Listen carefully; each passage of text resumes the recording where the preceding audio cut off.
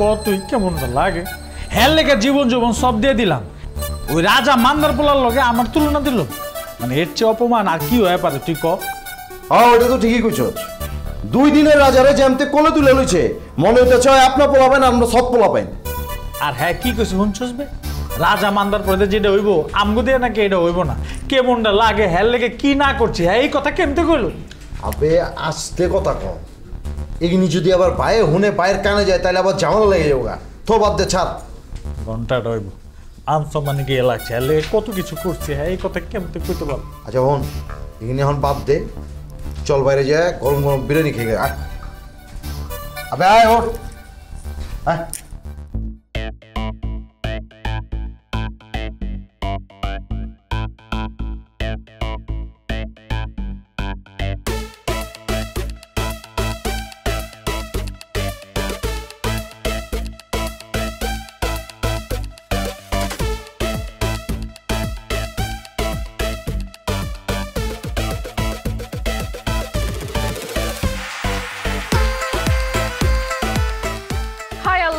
দেখি দেখি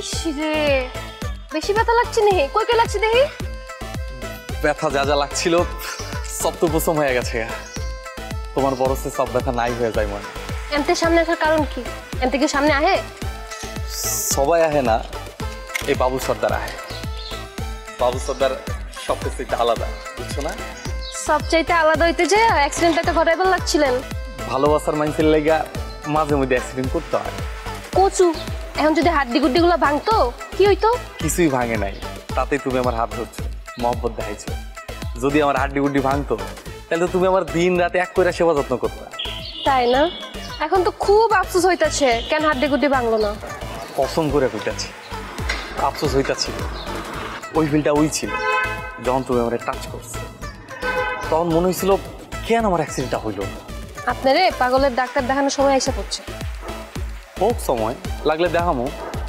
আচ্ছা অ্যাক্সিডেন্টটা ঘটা আসলে উচিত ছিল না হইছে সামনে চলেন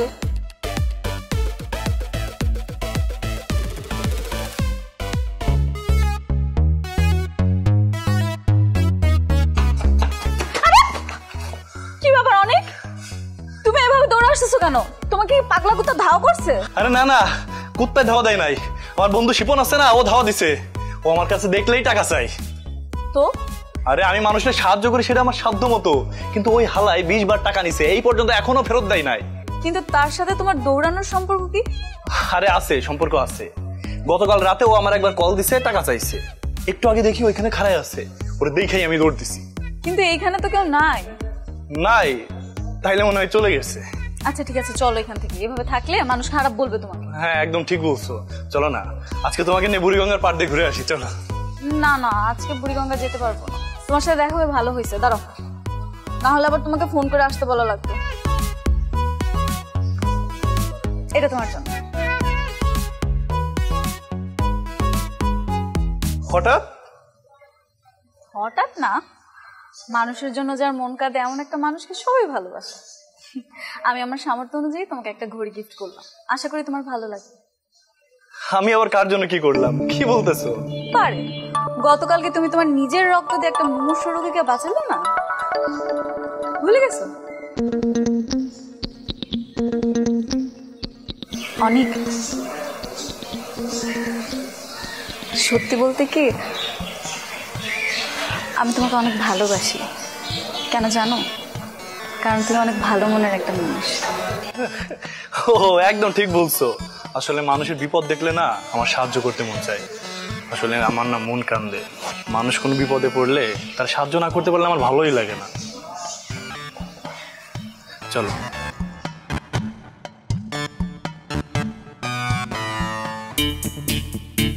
আবে হালা সন্ধ্যা যেতেছে আদুরিরে দেখবার পারতাছি না আইতাছে না গেলা বারান্দার মধ্যে বুঝলাম না ও আইবো কেমতে হয়তো জানেবি না যে আমি ওর লেগে অপেক্ষা করতেছি আচ্ছা আদুরি যদি জানতো যে ওর লেগে আমি অপেক্ষা করতেছি ওই কি আইতো বারান্দায় ওর দেখার লেগা মনটা ছটফট করতেছে আমার কি করণ যায় পাইছি।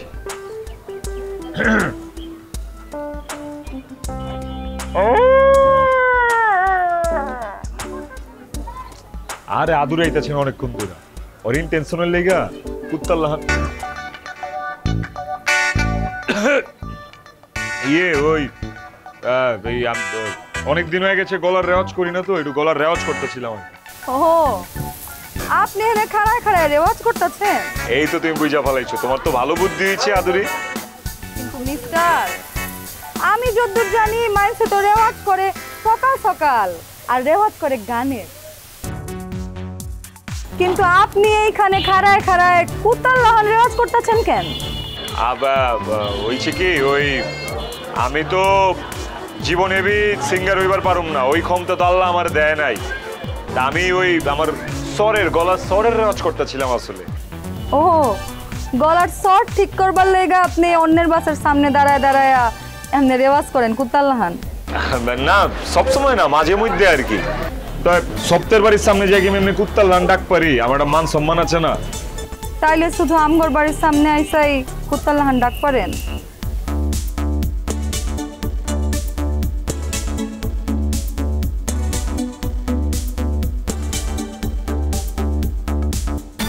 সুলেমানের বাচ্চা ও না হয় না কি আর কতক্ষণ ওয়েট করবা?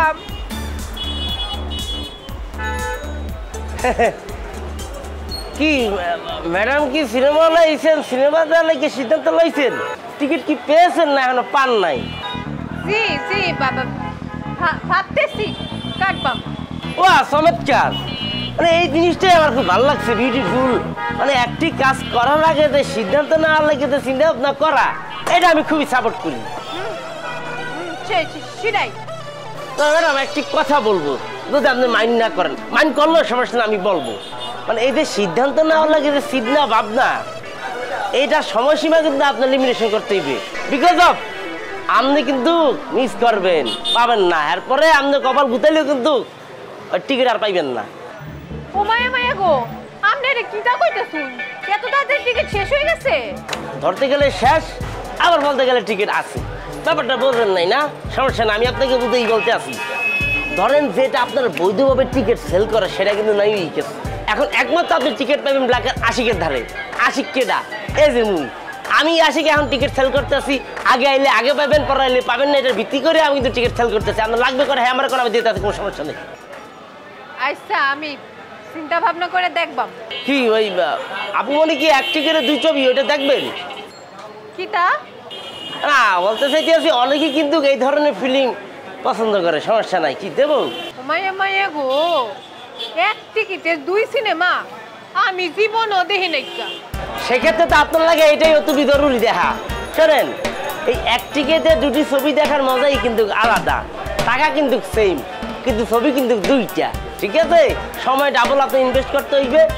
হলের পরিবেশটা এতটাই সুন্দর, এতটাই মনোরম পরিবেশ, আপনি আরামসে বইয়া আপনি ছবিটা দেখতে পারবেন। ঠিক আছে, কেউ আপনাকে ইফটিজিং অথবা ডিস্টার্ব কেউ করবে না, আপনি শান্তি মতো ছবিটা দেখে বাড়ি ফিরতে পারবেন। ভাইজান সিনেমা তো দেখতেই আইছি, তাই না? আপনার অফারটাও কিন্তু খারাপ না, ভালোই। আমি ভাইবা দেখবাম, ঠিক আছে? ও বিউটিফুল, আপনি যে একটা ইন্টেলিজেন্ট মাতারি, মানে একটা গেরাল, এটা কিন্তু আমাদের কথার মধ্যে কিন্তু ফুটে উঠছে, বুঝলেন? কিন্তু আপনি যদি এই সুযোগটা মিস করেন, তাহলে এরপরে কপাল গুতাইলে কিন্তু লাভ হইবে না, টিকিট আর পাইবেন না। মানুষ আপনাকে দেখে মজা নিবে, আপনি কান্নাকাটি করবেন, মানুষ আপনাকে বড় ধরে একটা সান্ত্বনা দেবে, টিকিট আর কিন্তু পাইবেন না।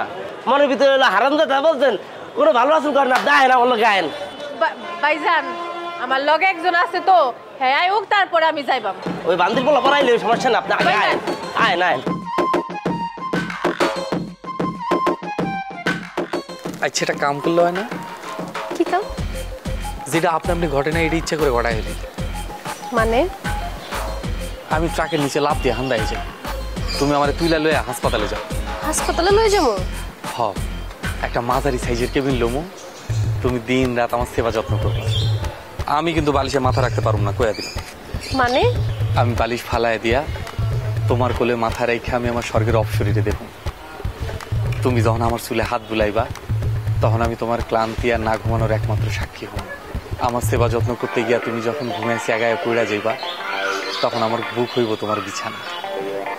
শান্তি খুঁজতে গিয়ে আমার যখন তুমি জাপটায় ধরবা, তখন আমি সাক্ষী হব তোমার স্পর্শের। কিন্তু কিন্তু কিন্তু আবার কি? এই সময় যদি আচমকা কোনো নাচ ঢুকা পড়ে, তারে কিন্তু আমি অ্যালাউ করবার পারবো না। তারে কইবা আমার যে শরীরে ইঞ্জিন আর পার্টসপাতি আছে, এটা সার্ভিসের অধিকার একমাত্র তোমার। অন্য কারো ডাক্তারি ফলানো আমি অ্যালাউ করবার পারি না, কারণ আমি তো খালি আমার একার না, আমি তো তোমার। তোমার অনুভূতি ছাড়া আমি কি এসব করতে পারি কও? আপনি কি আমার এটা বুঝালেন যে আপনি আমার কতটা ভালোবাসেন? তুমি এখনো বুঝবার পারো নাই? আরো বুঝাইতে হইব?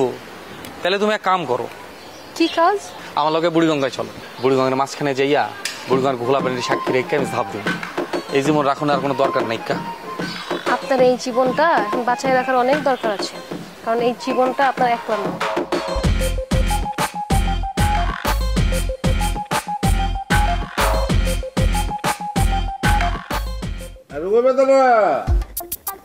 কি হলো তোমার? তোমার প্রিপারেশন লইতে লইতে তুমি ঘুমায় যাবো গা।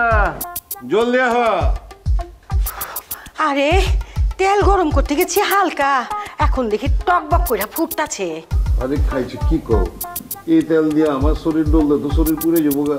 দরকার নাই, তেল রেখা দাও। তোমার নরম নরম হাত দিয়ে ডলা দাও, এমনি ঠিক হয়ে যাবে। আহো। ঘুমাই যাবা কেলা? তুমি জায়গা জায়গা চোখ বন্ধ করে ফিল নাও। ঘুমাই গেলে তো ফিল নিবার পারবা না।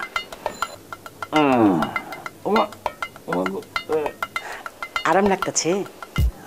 আরাম লাগতেছে। আসলে যে ব্যথা পাইছিলাম বুঝছো? ব্যথা বেশি পাইছো নাকি?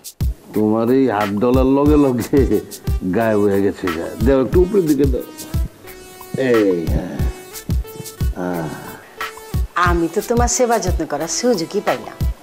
তুমি যে পরিমাণ বিজি থাকো, সেবা যত্ন করুম কেমতে? আরে বুঝো না কি লিগা, আমাগরে সমাজে চলতে হয় না, এর লেগে একটু বিজি থাকতে হয় বুঝছো? হ্যাঁ বুঝছি। আরাম পাইতেছো?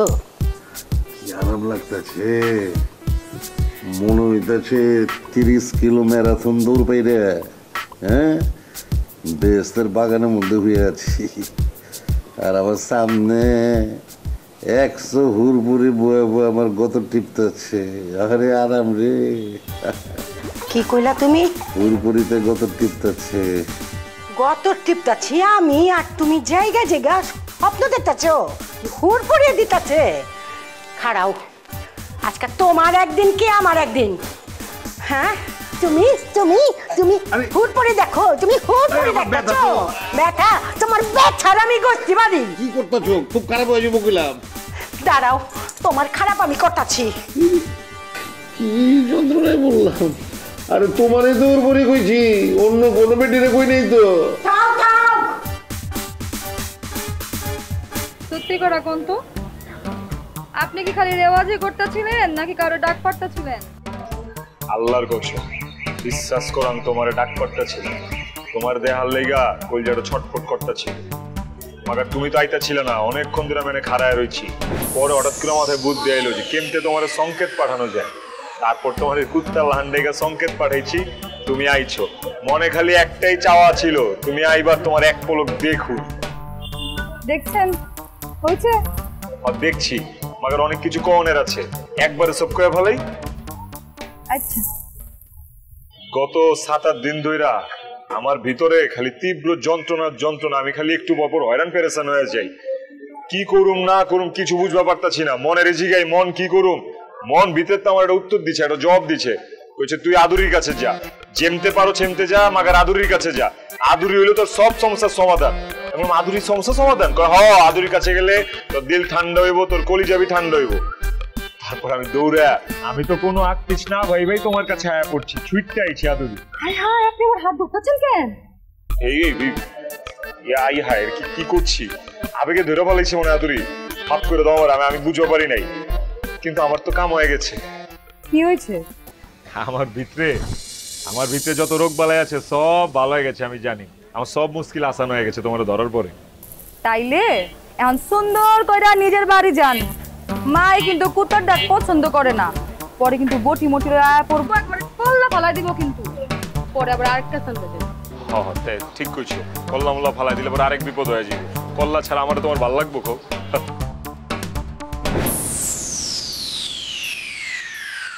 আচ্ছা সুন্দর তয় ভাইজান আমি ঠিকই কইছু, মানুষজন আর আগের মতো নায়িকা কেমন জানি পাল্টাই গেছে।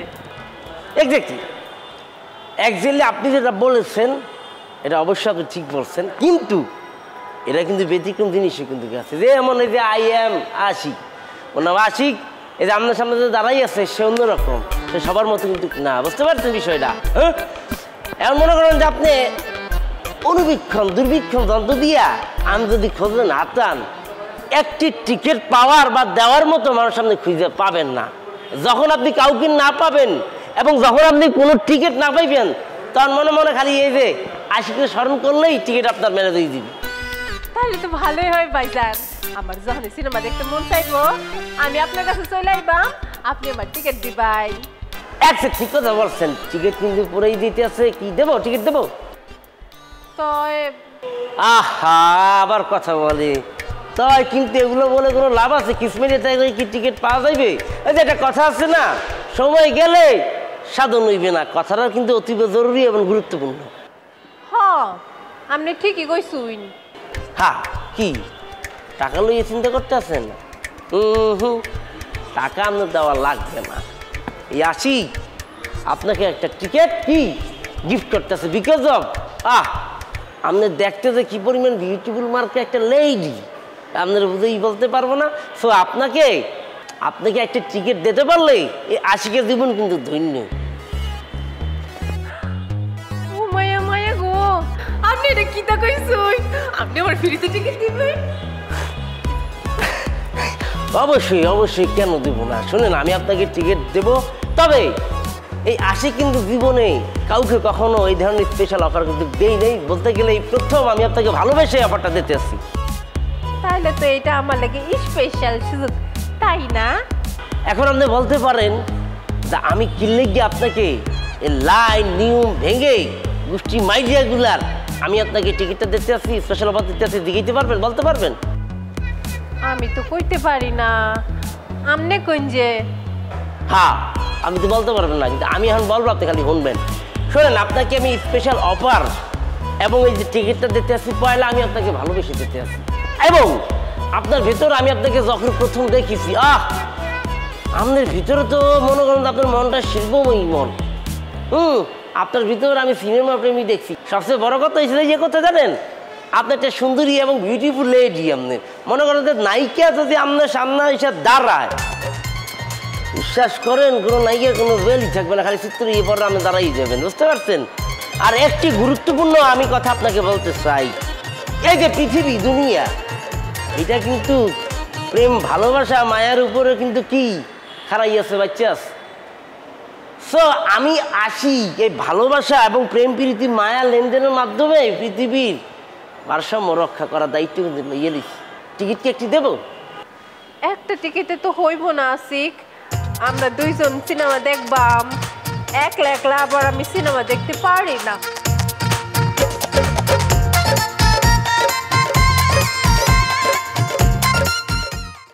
আরে পুলিশ আমার কথায় উঠে আমার কথায় বসে, আমারে দেখলে স্যালুট দেয়। অবশ্য তুমি যেটা শুনছো এটা পুরোপুরি ভুল শোনো না। আমি মাসুম হয়েছি সিংহ, আর যে এলাকায় আমি মাসুম সিংহ ওই এলাকায় বাবু হয়েছে এটা বিলাই। মাগার বাবুর মতো বিলাই রে পুলিশ জামায়াত দিব, এক পাত্রে ফেলাই দিলে না তুমি।